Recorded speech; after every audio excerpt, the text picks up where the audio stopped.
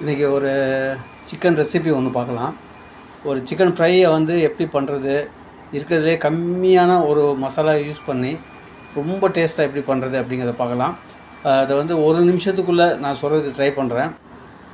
ஒரு 3/4 kilo chicken தோலோடு cut பண்ணி வாங்கிக்கோங்க. முடிஞ்ச அளவுக்கு சின்ன பீஸாக கட் பண்ணி வாங்கிக்கோங்க.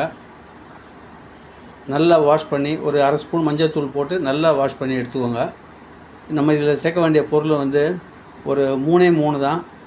ஒரு 1/2 ஸ்பூன் மஞ்சத்தூள், ஒரு 3 ஸ்பூன் மிளகாத்தூள், வெறும் மிளகா, அது கூட தனியாவோ எதுவோ சேர்க்காத வெறும் ப்ளெயின் மிளகாத்தூள், தேவையான அளவுக்கு உப்பு, கொஞ்சம் ஒரு பிஞ்ச் ஜாஸ்தி இருந்ததுன்னா நல்லது, சுருக்குன்னு இருக்கும்.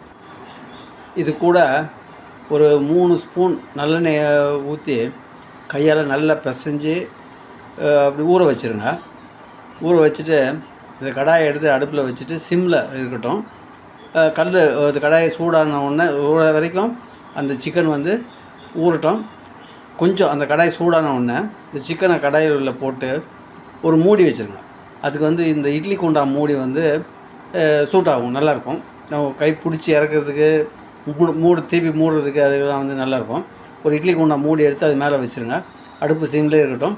ஒரு 10 மினிட்ஸ் கழித்து பார்த்து அந்த மூடியை திறந்து பார்த்திங்கன்னா குழம்பு மாதிரி கொதிக்க ஆரம்பிச்சிடும். அந்த சிக்கனில் இருக்க தண்ணியெல்லாம் வந்து இறங்கி கொதிக்க ஆரம்பிச்சிடும். அதுக்கப்புறம் மூட வேண்டாம், லேசாக பரட்டி விட்டுக்கிட்டே இருந்தால் போதும். அப்படியே ஒரு 5 மினிட்ஸில் வந்து அந்த தண்ணியெல்லாம் வற்றி நல்ல ட்ரை ஆகிடும். ட்ரை ஆகிட்டு ஒரு ஸ்மெல்லு வர ஆரம்பிக்கும். சிக்கன் இந்த சமயத்தில் நல்லா வெந்திருக்கும்.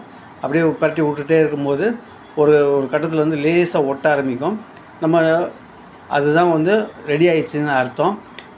அப்போது மிளகுத்தூள், நல்ல மிளகு வாங்கி பொடி பண்ணி அந்த மிளகுத்தூள், நல்ல மைய அரைச்ச மிளகுத்தூளை வந்து அப்படி தூவி ஒரு பரட்டி இறக்கிற வேண்டியதான். சூப்பராக இருக்கும். வெறும் ரசம் சாதம் இந்த சிக்கன் ரொம்ப அருமையாக இருக்கும். ஒரு தடவை ட்ரை பண்ணி பாருங்களேன்.